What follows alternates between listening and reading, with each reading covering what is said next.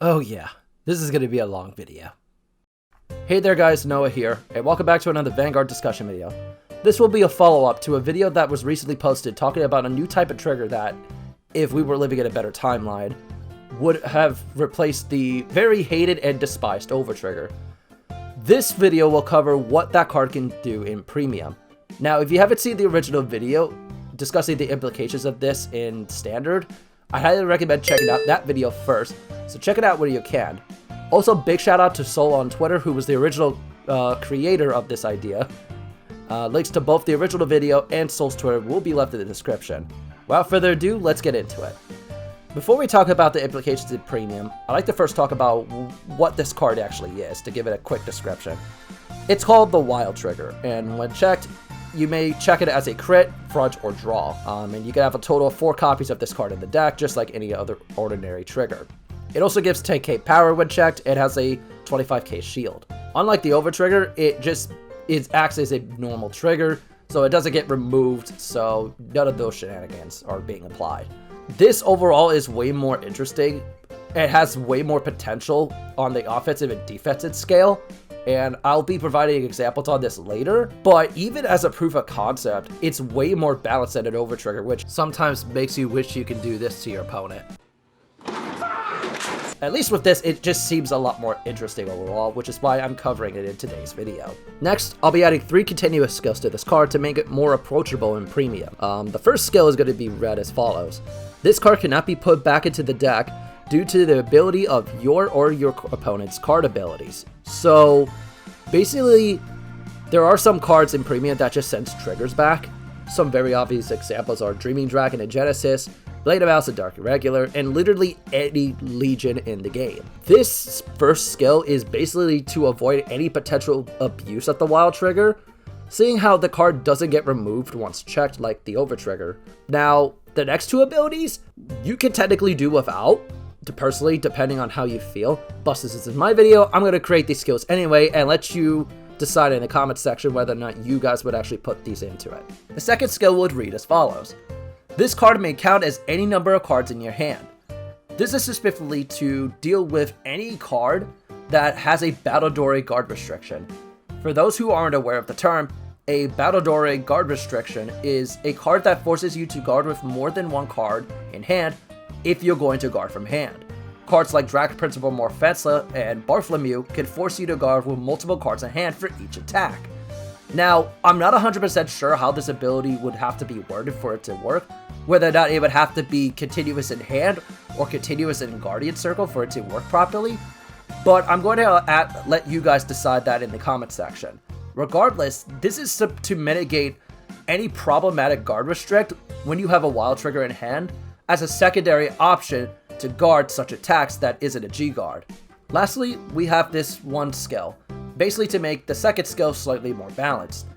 This card cannot be searched in the deck due to your card's abilities. I think this is very self-explanatory, but considering how strong the second effect actually is, yeah, I think we need to have this kind of restriction on there just to make it more reasonable. Now, before we talk about the offensive and defensive implications, I want to quickly take a moment to explain why I've neglected to talk about a possible stand effect with the Wild Trigger, seeing how in Premium there are 5 trigger types, with the last one being Stand Trigger. Now, for those of you who aren't a complete Vanguard boomer as I am, I'll quickly explain what a Stand Trigger is. A Stand Trigger, when checked, can allow you to restand a rear guard that's already rested. So, simply put, I think there's a reason why even to this day we haven't received a 10k Stand Trigger, and it's simply because it'd be too strong. Stand Triggers are already quite abusable even as a 5k trigger, so imagine a deck like Luar that could suddenly get a 10k power buff due to a Stand Trigger. And mind you, during that whole process, this may have potential guard restrict and Mokti attacking depending on the scenario. So I think this is partially the reason why the Stand Trigger overall was replaced by the Front Trigger back in the beginning of the V-Series. If we applied this to the Wild Trigger equation, yeah, it wouldn't be pretty. So that being said, I think we now can finally talk about its implications in actual gameplay.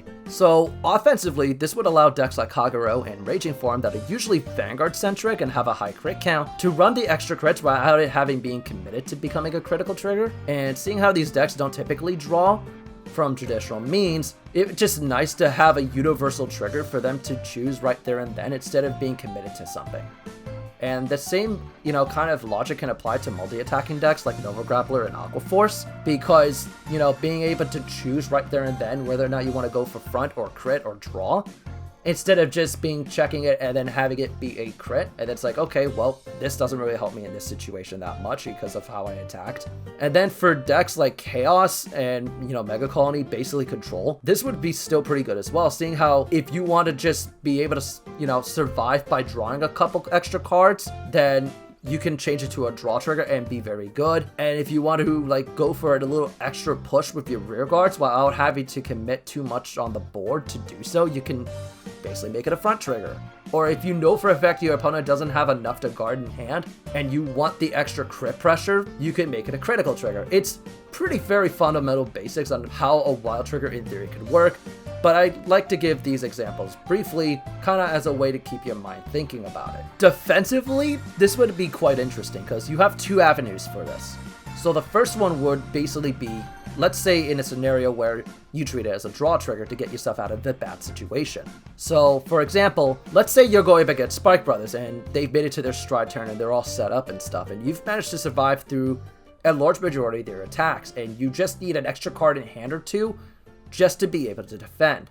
So any wild triggers you check, you're going to treat it as a draw trigger, so that way you could potentially draw into more shield, or maybe even draw into a heal that will allow you to G-guard in that moment when you desperately needed it. And then the second kind of defensive play really only applies to either aggro or combo piece heavy decks that really don't want certain pieces sniped. So for example, let's say you're Narukami, and you have two Chohos on board. So now, normally Narukami doesn't usually run a card like Dismal in their G-Guard text, simply due to how the build works.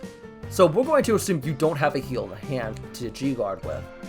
And let's also say that your opponent attacked with their Vanguard first, even though that they want to get rid of those Chohos because that's part of their strategy. This will allow you to potentially defensively check a wild trigger and activate it as a front, giving those rear guards an extra buff, thus making it a lot easier for you to be able to guard for them. You can apply this same logic to pretty much any decent combo extender in the game, but pretty much it's the same kind of scenario and logic.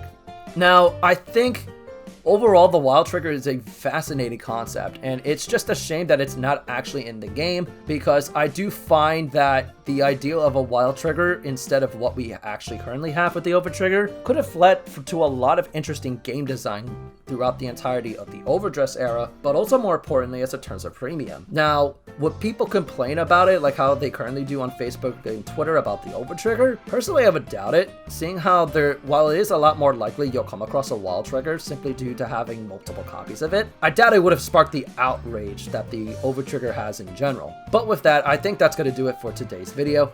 If you enjoy this kind of content, then be sure to leave a like and a comment down below letting me know with your thoughts. And also, if you'd like, consider subscribing if you want to see more videos like this one, because any bit of support is greatly appreciated. Until next time, this is Noah, and I'll catch you guys later. Bye-bye.